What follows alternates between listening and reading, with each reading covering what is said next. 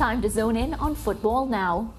The league, dubbed the best in the world, the EPL, will return in all its glory on Friday, with newly promoted Burnley hosting treble winners and reigning three-time champions Manchester City.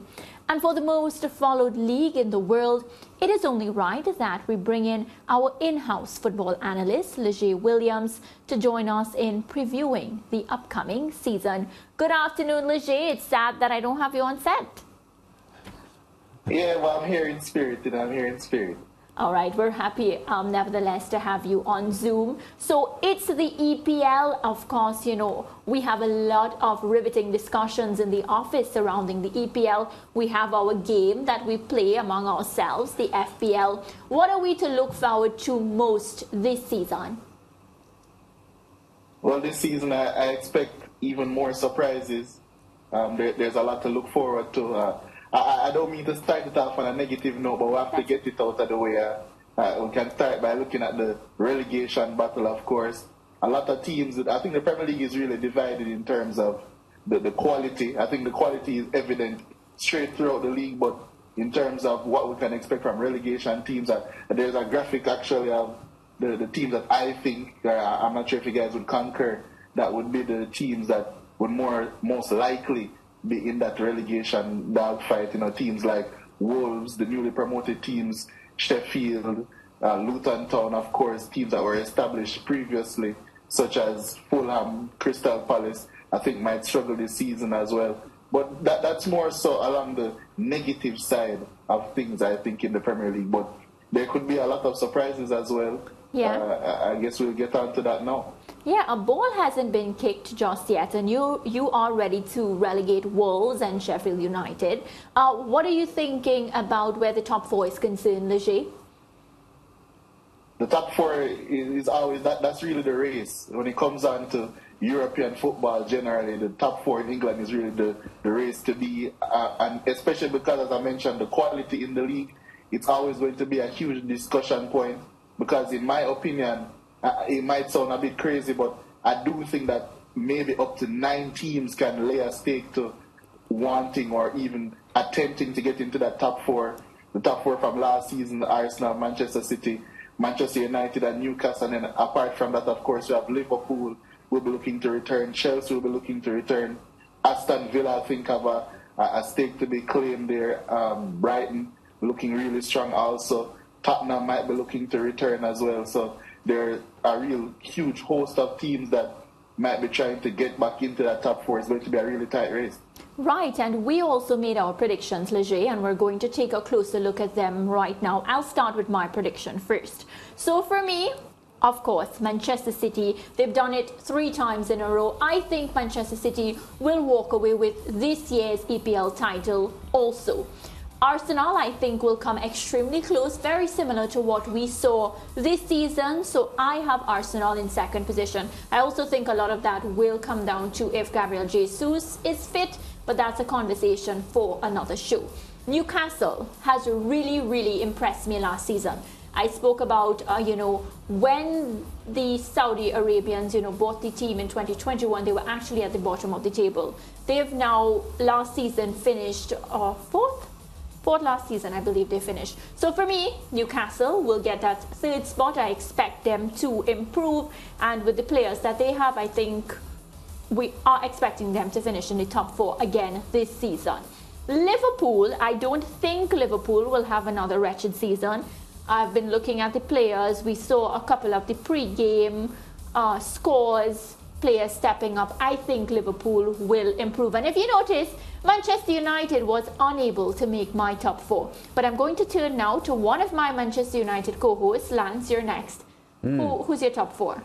Well, I have Man United finishing 3rd. Okay, let's look at it. Yeah. I'll give Man City as the safest bet based on the quality of their team. I know they've lost Gundogan, which would be a huge gap for them in midfield, but I think their depth, which is the main reason why they've been champions 3 years in a row, will serve them well, and I think they are the safest bet. I think Arsenal is probably even better this year than they will probably be better this year than they were last year. So I expect them to give Man City a good run. Man United continuing to rebuild. I have them in 3. And I've always respected this Liverpool setup under Klopp, and they would be my bet for the number 4 spot. Having said that, no team has ever won 4 consecutive Premier League titles, so Manchester City is trying to create history. Again. And, you know, they're a quality team. No one disputes the fact that they're the best team in England at the moment, but it's not easy to win back-to-back Premier League titles. It's not easy to win 3 in a row, and it has never been done to win 4 in a row. So although I picked Man City, the history doesn't support that. I just think that they're the best team and the most guaranteed team of playing consistently good football and winning football for 7-8 months. All right, let's hear what Ricardo Chambers saved up for us. Yeah, well, you know, at the back end of last season when Manchester City won the treble, it was said that they can be even better than they were last season. And if they are better than they were last season, then I expect them to win again. I guess we're all going safe with this Manchester City pick. Fully would expect Leger to go and pick Arsenal to win it.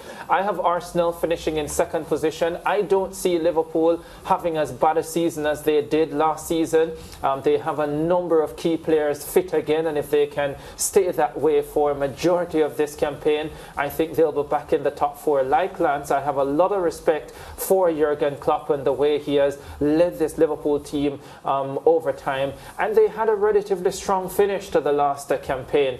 Manchester United will very much be there, and they expect us to be in the top 4 again. Manchester United continuing to go through that rebuilding process, and I think that rebuilding process continues this season. I'm not at the moment looking at a team that is quite ready yet to be challenging for the title, but I think there's enough quality there to be in the top 4. No, there's no Newcastle in that top 4. Mariah had Newcastle in her top 4. Nobody is putting Chelsea in the top 4 either. But I think with this campaign, as Leger pointed out, because there are so many quality teams, just about any card can play. Okay, as we continue discussing the EPL, let's now take a close look at the team profiles. Okay, so we're starting with the defending champions, Manchester City. Oh. No, I think Leger's predictions, I figure he would have picked Arsenal to win this thing. I'm surprised that he has Manchester United in 3rd, but hey, Leger, you explain your own picks. Why am I doing it? Well, first and foremost, you know, there's Arsenal. I explained already previously from discussions towards the end of the season, just by the fact that the last 5 teams to quote-unquote battle the league by 8 points or more have gone on to win it at a canter, actually, the following season. So as a betting man, I don't like to go against trends. I'm having Arsenal to win the league. I think we've improved greatly, and I think that will show that improvement not only in our first 11 but depth-wise as well. Manchester City have lost some integral cogs to their team, and I'm not saying that they're going to be necessarily a worse team than last year, but I just think due to improvements around the league and the improvements, just around the league, and they themselves not improving too much so far, there's still so much of the window left. I think they'll come 2nd. Manchester United, I think they'll continue to improve. They have Erik ten Hag is a fantastic coach, and they have invested heavily into the squad yet again. You know what Manchester United do, they like to spend money, and I think the team is really coming into his image, and I think he'll continue to improve them. I think they'll hit around the 80-point mark this season, but it won't quite be enough to lift the title. And have a shocker there in terms of Chelsea getting into the top 4. You know, Ricardo was saying that no one has them in there, but I was smiling because I have them in there. Yes. Not Liverpool, because I think Liverpool haven't adjusted what their main concern is in terms of their defense. Yet to buy a left-sided defender, which they need if they're going to continue inverting Trent into midfield, because they'll be extremely susceptible there. And they lost Fabinho and yet to bring a defensive midfielder. Yes, they're linked to Caicedo. Yes, they're linked to Lavia. But I don't think either of those players are enough on their own to really fix their defensive issues. Newcastle, I think Europe will be a lot for them. Brighton, the same. Don't sleep on Aston Villa, the squad that they're building. But I think in the end, Chelsea without Europe, and if they were to get in that extra midfielder, they're also linked to Caicedo, linked to Lavia as well. I think we're going to see a really exciting top 4 race. Yeah, Leger, you pointed out when you spoke about Manchester United that you see a team that will continue to improve under Erik ten Hag. can you think about teams who could improve, and even significantly so, from last season and still not make it into the top 4 this campaign? Well, Ricardo, you put me into a really tough spot, because a team I'd like to highlight is a team that I really don't like talking about is actually Tottenham. I think they've changed around their managerial situation in terms of Ange Postecoglou coming in. I think he will be a key coach for them, you know, in terms of what they will be trying to do. Their whole play style will be changing around. I think he's their most important addition, despite their signings this season. So Tottenham will be playing an extremely different type of football, the Australian coach here, Postecoglou. But I think a lot of it is contingent on Harry Kane. There are reports coming out today that he has agreed a deal with Bayern Munich. Those are the reports coming out of Germany. So if Kane were to leave, that would throw a spanner into the works. So I think even if he stays, they won't be getting into the top 4. But how good they perform in terms of getting back into Europe generally will all be contingent on one of the best strikers the world has ever seen. Yeah, and speaking about good performances, last season Marcus Rashford shocked a lot of us.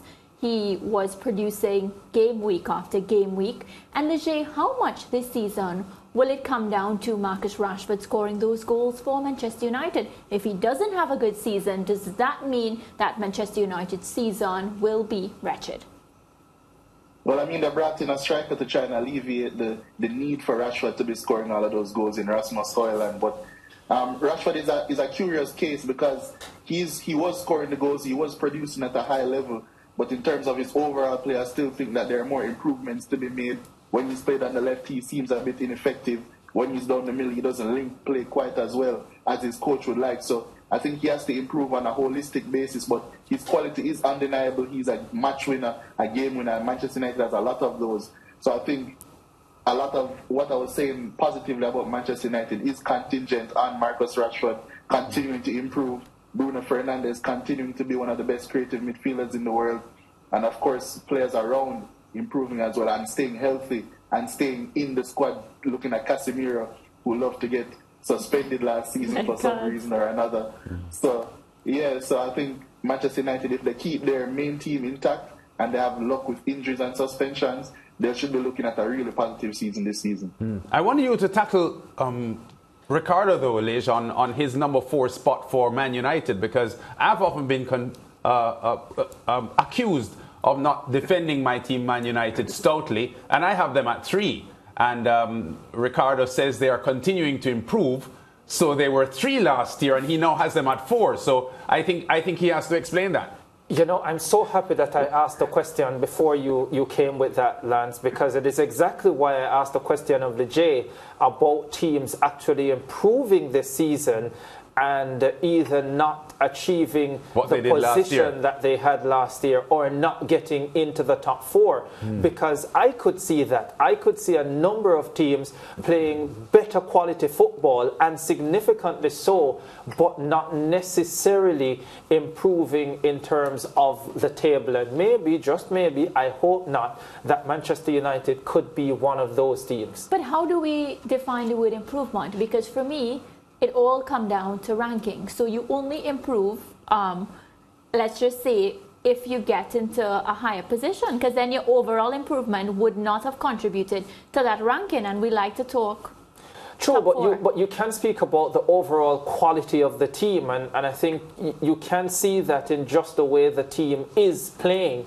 And that is not to say that they're going to have a wretched season and lose a lot of matches. But because there is so much quality, and because I expect, especially from the top 10, for it to be relatively tight, especially from about after 2nd to 10th, for it to be relatively tight, you just never know in a season like that. So, yeah, but let's get a quick comment from you, because you suggested a couple of minutes ago that you think Man United is on the cusp of continuing to develop to being a strong unit. And I would suggest that most Man United fans, having seen the squad finish 3rd last year, against the narrative of them building themselves back into title challengers, that Man United fans will not expect a position worse than the 3rd that they finished last season. Yeah, but I think as Ricardo was saying, as you guys all said, I think that the in terms of the league itself is competitive.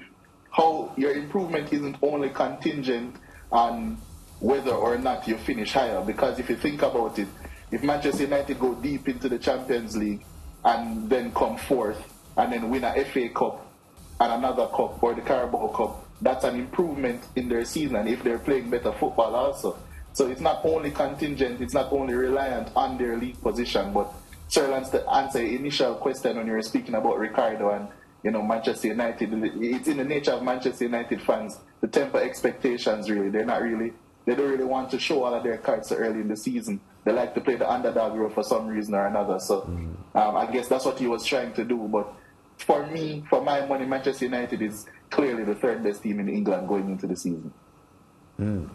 Clearly the what? Third best, he said. No, the third best team in England. You've been hearing a lot of things. What about their roster, the incoming to and the outgoing players and so on, based on the graphic that we just looked at, and the prospects from a roster standpoint for Man United, and how might that impact on how well they do this season?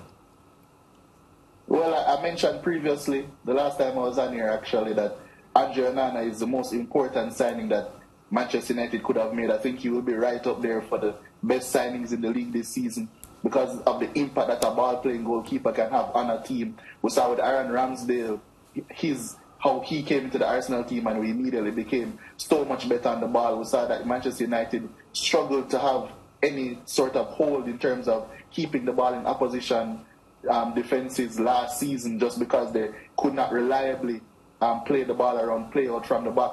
They actually had one of the worst field tilts in the Premier League last season. And Andre Onana, not only is he a better ball player than someone like Ramsdale, who improved Arsenal so much, he's one of the top 3, top 5 ball-playing goalkeepers in world football. So the calmness that he will bring to Manchester United, yes, the pieces around him aren't perfect yet in terms of ball playing, but the calmness he will bring, the progression he will bring to Manchester United, it's not quantifiable, to be honest, and I think that he will improve them. The best way to keep out goals is to just keep the ball, right? Prevention is always better than the cure. And I think you'll see a much less pressure on a Manchester United defense last year that was already really impressive. So, yeah, that's really one of my main reasons for choosing Manchester United as one of the top teams next year or this coming season. And Lish, of course, we know you can't wait to talk about Arsenal, with good reason, because I can say I'm a huge fan of Trossard, and I think with him in the Arsenal roster, we are anticipating a stronger Arsenal team this coming season than we had last season, and they did well enough last season to suggest that if they get better this season, they could be champions. Yeah, I think so as well, Sir Lance. If you think about the progression of the team, I think even if we had a transfer embargo and we couldn't sign anyone, I think we were good enough to get 5 or some more points than we did last season, just from the natural progression of the squad, seeing that we're the youngest one in the Premier League. But when you add on to one of the most promising midfielders in the world in Declan Rice, who we signed, Kai Havertz, who people may not see as a marquee signing or as a good signing, the versatility that he gives us, we saw him in pre-season playing in midfield for the entire game and then the Community Shield against Manchester City, which we won. He was one of the best players for us, so he will improve the squad massively as well. Urian Timber, who's going to come in and add a lot of versatility as well. Bukayo Saka, the best right winger in the world. William Saliba, the best young centre-back in the world. Martin Odegaard, also going to improve. So I think you spoke about Manchester City's depth. I don't think it's a far cry to say that Arsenal probably may have overtaken them in being the deepest team in the Premier League this season in terms of the versatility that we have from a technical and physical standpoint.